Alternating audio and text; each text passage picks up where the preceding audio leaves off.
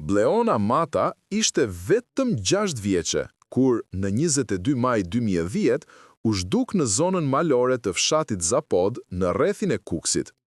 Ajo ishte duke kullotur bagtin së bashku me 5 vajza të tjera të afërme të saj në atë ditë fatale.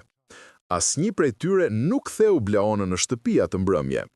Që prej asaj dite nuk dihet me shpejtësi se ç'ndodhi dhe çështja e saj është bërë një nga rastet më misterioze dhe më të mediatizuara të fëmijëve të zhdukur në Shqipëri.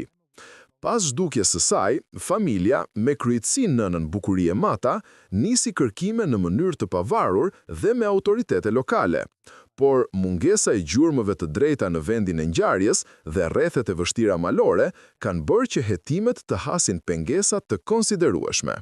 Me kalimin e viteve, çështja u çmorësua në media dhe u kthye disa herë në vëmendje kombëtare dhe ndërkombëtare, por pas zgjidhje.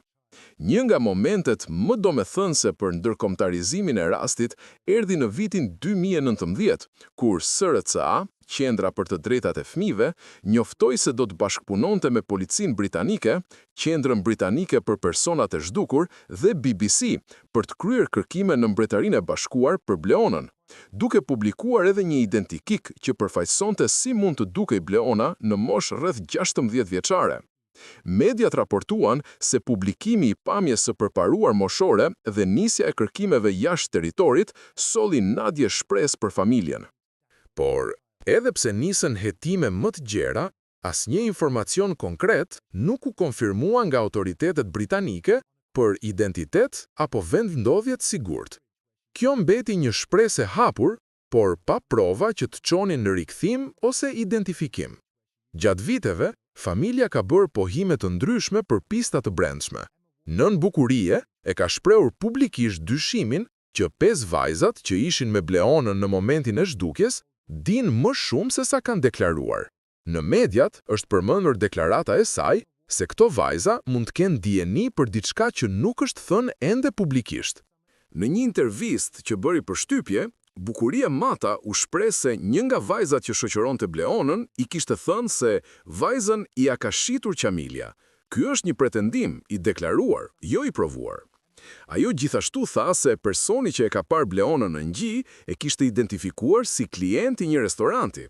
Policia e sigurisë së lokalit, sipas saj, kishte njohur vajzën nga origjina.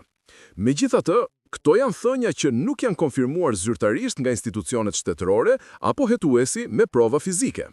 Në vitin 2016, nën Bukuria deklaroi se nëna e vetme që nisur pohimin se Bleona është parë në një lokal në Angli, kishte edhe fotografi që mund të dëshmonin këtë moment.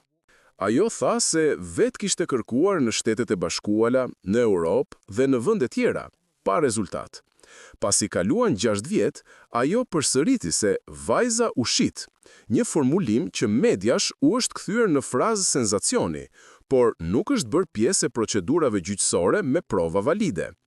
Në mediat shqiptare është raportuar gjithashtu për një person kroat, Sadat Toskić, që në Zagreb u arrestua për rrëmbim fëmijësh dhe emri i tij u lidh nga portale dhe emisione investigative me rastin e Bleonës. Por nuk ka deklaratë zyrtare që të vërtetojë se ai ka qenë i lidhur konkretisht me këtë rast apo se ka pasur akses në zonën e Zapodit në kohë të përshtatshme. Kjo është një nga pistat që u aludua, por që nuk u konkretizua publikisht nga hetimet. Në ana tjetër, në emisione televizive është përmendur ndonjëherë edhe pretendimi që babai i Bleonës të ketë patur rol në zhdukjen e saj. Në një episod të emisionit Pa Gjurmë, është bërë reagim se babai e ka marrë biologjikisht.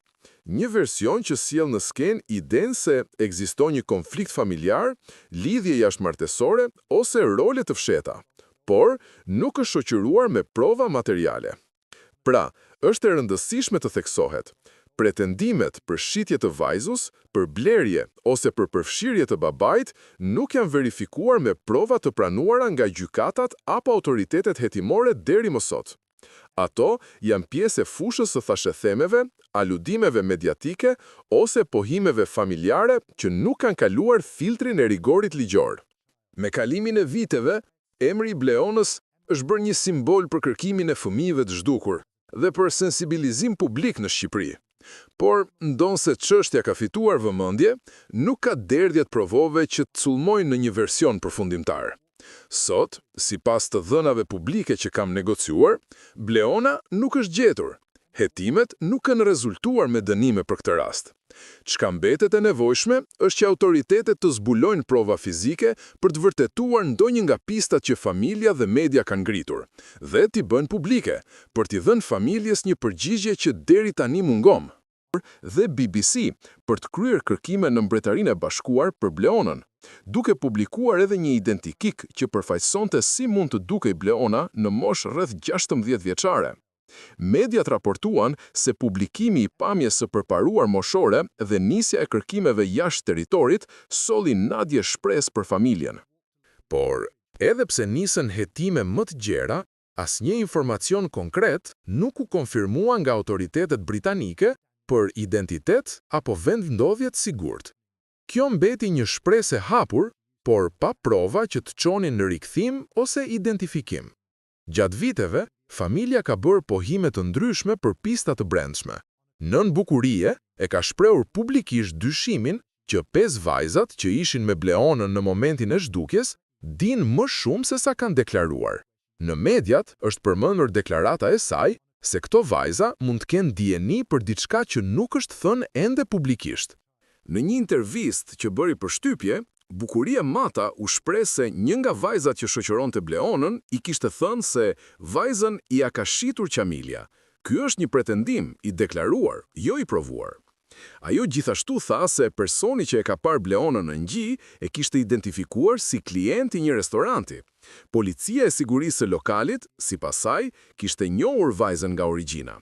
Megjithatë, këto janë thënia që nuk janë konfirmuar zyrtarisht nga institucionet shtetërore apo hetuesi me prova fizike. Në vitin 2016, nën Bukuria deklaroi se nëna e vetme që nisur pohimin se Bleona është parë në një lokal në Angli, kishte edhe fotografi që mund të dëshmonin këtë moment. Ajo tha se vetë kishte kërkuar në Shtetet e Bashkuara, në Europë dhe në vende tjera, pa rezultat. Pasi kaluan 6 vjet, ajo përsëriti se vajza u shit, një formulim që mediash u është kthyer në frazë senzacioni, por nuk është bërë pjesë e procedurave gjyqësore me prova valide. Në mediat shqiptare është raportuar gjithashtu për një person kroat, Sadat Toskić, që në Zagreb u arrestua për rrëmbim fëmijësh dhe emri i tij u lidh nga portale dhe emisione investigative me rastin e Bleonës. Por nuk ka deklarat zyrtare që të vërtetoj se ai ka qenë i lidhur konkretisht me këtë rast apo se ka pasur akses në zonën e Zapodit në kohë të përshtatshme. Kjo është një nga pistat që u aludua, por që nuk u konkretizua publikisht nga hetimet. Në ana tjetër, në emisione televizive është përmendur ndonjëherë edhe pretendimi që babai i Bleonës të ketë patur rol në zhdukjen e saj. Në një episod të emisionit Pa Gjurmë, është bërë reagim se babai e ka marrë biologjikisht. Një version që sjell në skenë idenë se ekziston një konflikt familjar, lidhje jashtëmartesore ose role të fsheta, por nuk është shoqëruar me prova materiale. Pra, është e rëndësishme të theksohet, pretendimet për shitje të vajzës, për blerje ose për përfshirje të babait nuk janë verifikuar me prova të pranuara nga gjykatat apo autoritetet hetimore deri më sot.